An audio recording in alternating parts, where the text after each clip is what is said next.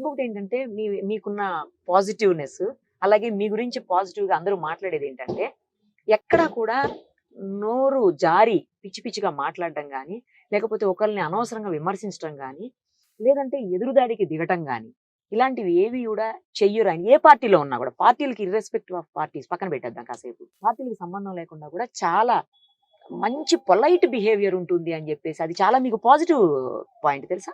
నేను భావించేది ఏంటంటే, మనం అగ్రెషన్ అనేది మాటల్లో కాదు.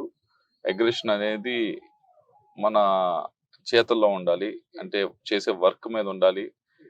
దాని తర్వాత మనం నెగోషియేట్ చేసేటప్పుడు ఉండాలి గానీ, అగ్రెషన్ అనేది మాటల్లో మాట్లాడే వాడికి అది చాలా ఈజీ పని. ఎగ్జాక్ట్‌లీ. సో, గట్టిగా బూతులు తిట్టేయడం అదంతా చేయటం అనేది చాలా ఈజీ పని.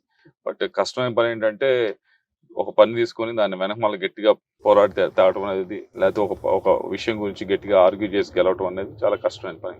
Yeah! I prefer second one.